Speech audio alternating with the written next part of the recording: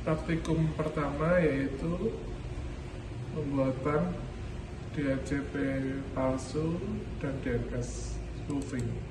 Kita buka Cisco Packet Tracer Student. Kemudian kita buka file bahan praktik DHCP palsu yang sudah disiapkan. Kemudian setelah kita cek untuk IP-nya sudah benar semuanya, kemudian kita akan menambahkan server baru, yaitu server DHCP dan DNS palsu.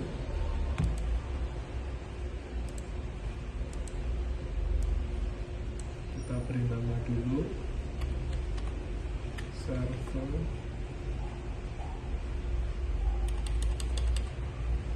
DHCP dan DNS server palsu. Kemudian kita akan membuat untuk settingannya, untuk gateway-nya kita tetap sama 192.168.10.1.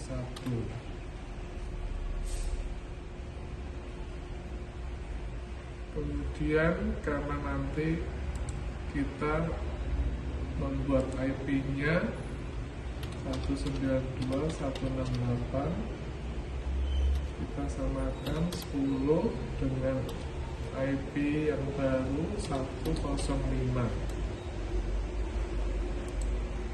Untuk subnet masnya disesuaikan saja. Kemudian untuk DNS servernya kita samakan dengan IP-nya.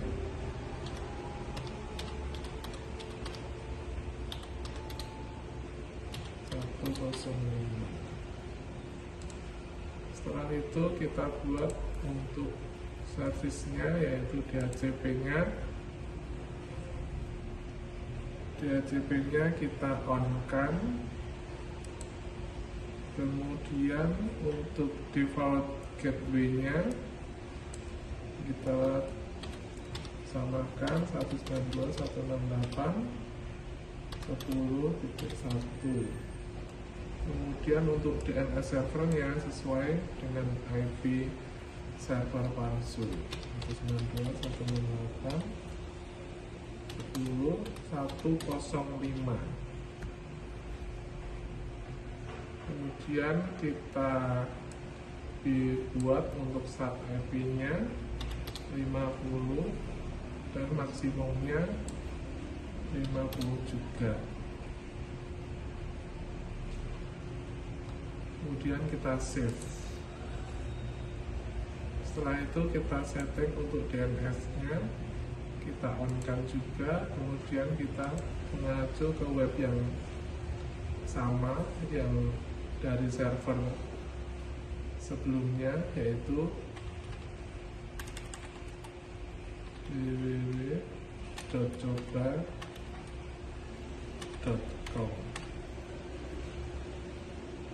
Untuk addressnya mengacu ke server yang kedua 192.168.20.10. Kemudian kita add atau kita tambahkan.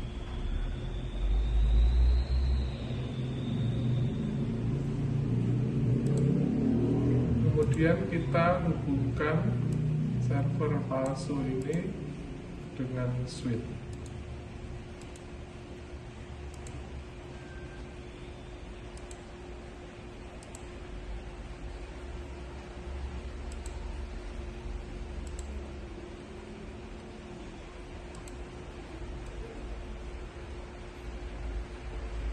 Kita akan pastikan dulu IP yang ada melalui command prompt.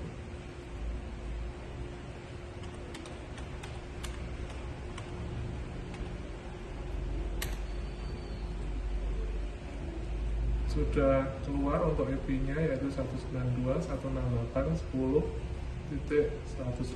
Kemudian kita akan melihat untuk DNS servernya.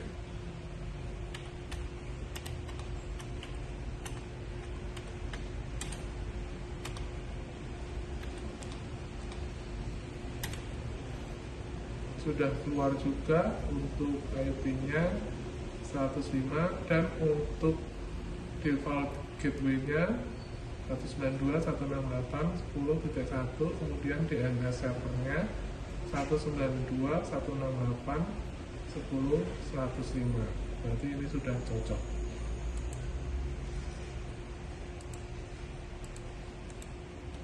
Kemudian kita akan melihat untuk PC yang terhubung dengan server yang akan menjadi target kita untuk kita serang melalui server palsu.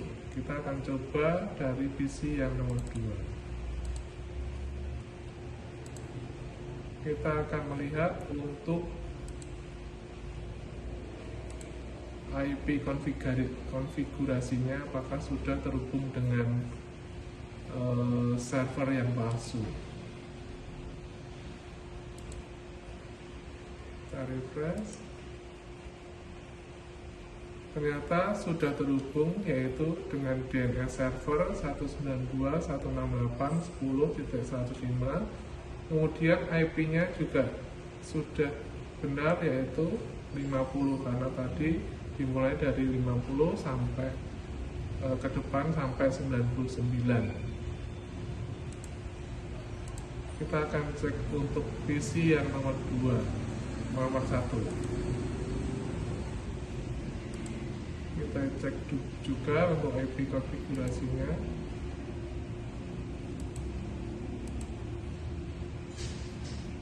Ternyata juga sudah benar semua.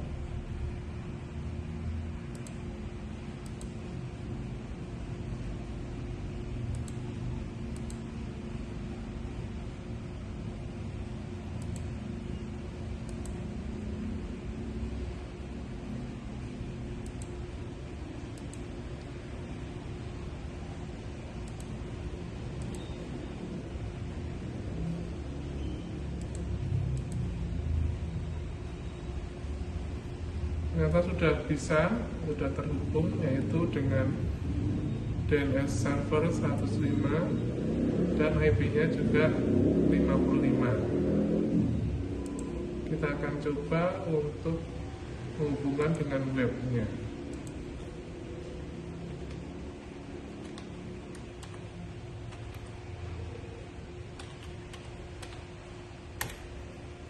Dan sudah terhubung juga untuk webnya, sehingga bisa dialihkan dari server yang palsu.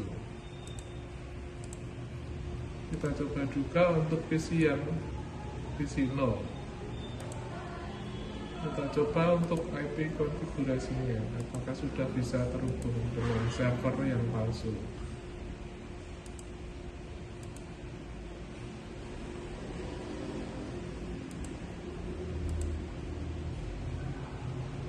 Ternyata sudah bisa terhubung, yaitu dengan DNS 105 dan IP-nya 57. Kita coba untuk webnya juga, apakah sudah bisa terhubung.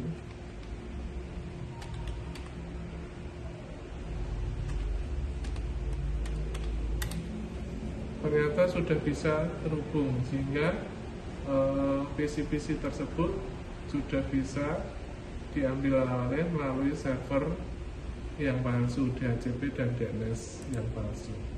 Terima kasih.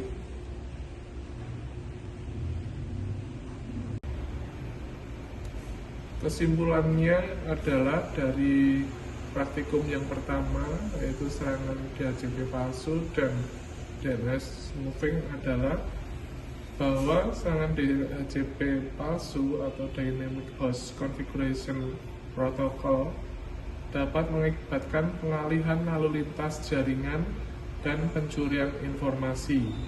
Kemudian untuk DNS spoofing, praktikum ini bertujuan untuk mengeksplorasi cara kerja serangan DNS spoofing yang dapat mengarahkan pengguna ke situs web yang berbahaya dengan memanipulasi hasil DNS-nya. Demikian untuk praktikum yang pertama. Terima kasih. Berikut untuk praktikum yang kedua, yaitu praktikum SQL injection. Yang pertama, kita akan buka dulu dari website explaining.com. Dan melalui website ini kita akan melakukan tes SQL injection.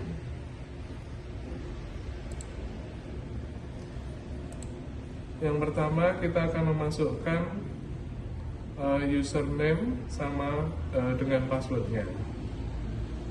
Untuk username, kita akan bikin dengan user@email.com. Kemudian untuk passwordnya kita tulis password.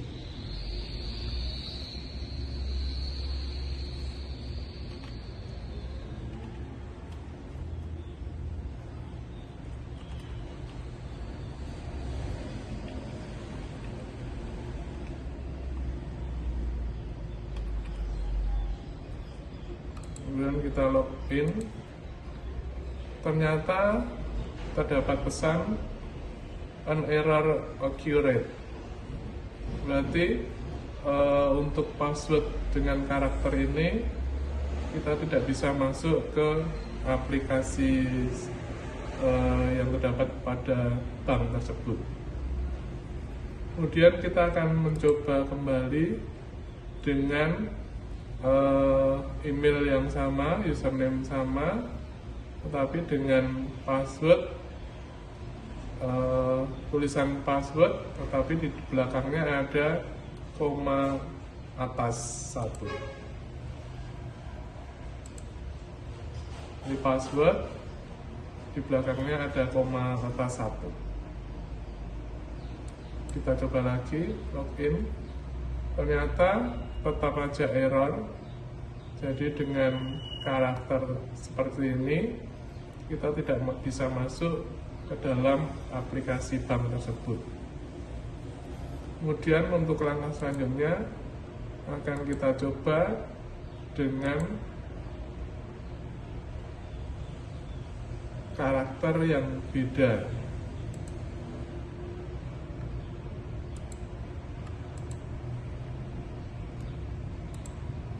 Yaitu dengan password koma atas, kemudian spasi, or, spasi 1 sama dengan 1, spasi min. Kemudian kita untuk karakter seperti ini bahwa menunjukkan semua yang kita inputkan dalam password itu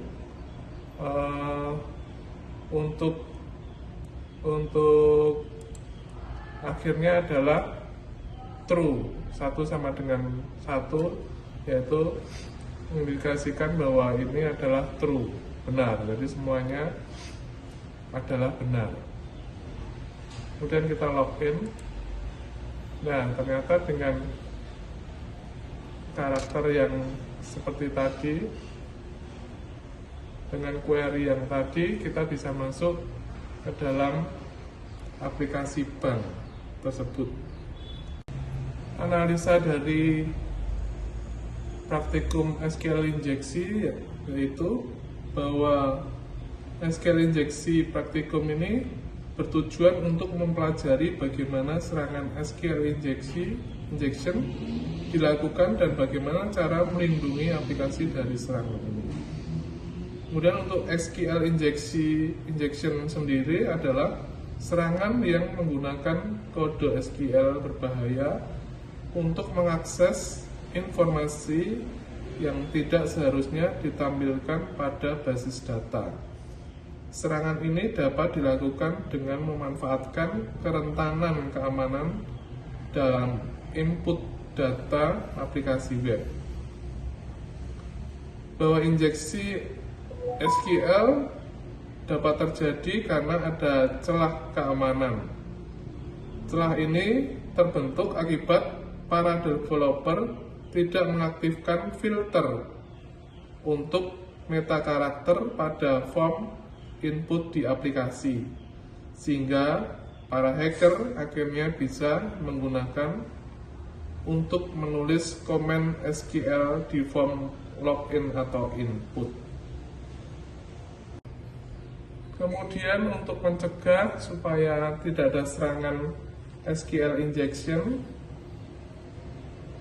ada caranya, yaitu yang pertama, jangan menampilkan pada user login, yaitu PHP info, display error, perintah SQL atau query. Kemudian yang kedua, melakukan sanitize terhadap nilai yang diberikan oleh user, yaitu dengan mencegah penggunaan simbol yang berhubungan dengan pemrograman seperti tanda petik 1, kemudian titik koma, tanda minus, tanda bintang, lebih kecil, lebih besar, tanda dan lainnya. Tetapi untuk karakter yang seperti tadi merupakan penggunaan password yang sangat baik yang disarankan. Tetapi dalam pemrograman hal itu malah bertentangan. Kemudian untuk nomor 3, kita harus menggunakan escape string, yaitu menggunakan metode MySQL _2 real _escape _string untuk mencegah penggunaan tanda penutup string secara ilegal. Kemudian yang nomor 4, kita harus menggunakan prepare statement. Dengan menggunakan prepare statement, maka perintah SQL kita hanya berisi query saja, sedangkan semua parameter diganti menjadi simbol. Kemudian kita melakukan bind untuk memasukkan nilai parameter ke simbol. Demikianlah praktikum yang kedua, yaitu SQL injection. Terima kasih dan selamat pagi.